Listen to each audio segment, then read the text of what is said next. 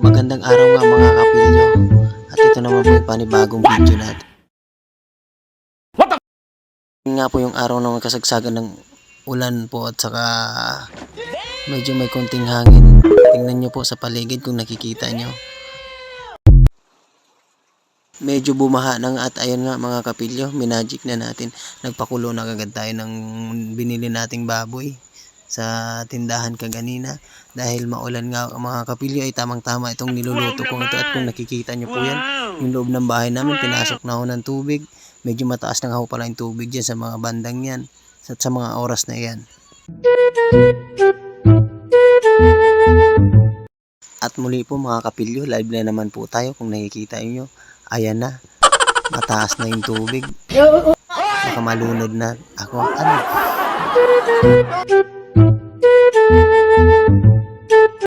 At kung nakikita nyo nga pala dyan mga kapilyo, sinukat ko nga pala yung tubig kung hanggang saan sa akin. At ayan na, nilagay ko na po yung pampaasim natin sa nilaga nating baboy para kumapit yung asim mga kapilyo. Mabilisang galaw lang yan mga kapilyo dahil maulan at walang ilaw. Ayan, may portable na ilaw tayo. At ayan na nga mga kapilyo, kung nakikita nyo, nilagay ko na yung pechay. Simpleng luto lang mga kapilyo. Tamang-tama sa panahon yan. Malamig. Maghapon nga rin pala kung basa dyan mga kapilyo, gawa ng siyempre lumalaki yung tubig. Kailangan nating maghakot-hakot ng mga dapat itaas kasi lumalaki yung tubig. At ayan, kung nakikita nyo mga kapilyo, talagang pagkaluto nyo mamaya, siguradong taob na naman yung kaldero. Masarap humigot ng sabaw kapag malamig ang panahon. At ayan mga kapilyo, magic. Paluto na yung niluluto nating sinigang na baboy mga kapilyo.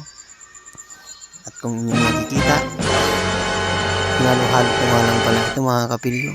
Ayan o, napakasarap naman kung titignan nyo. Kahit kulang ng ricado.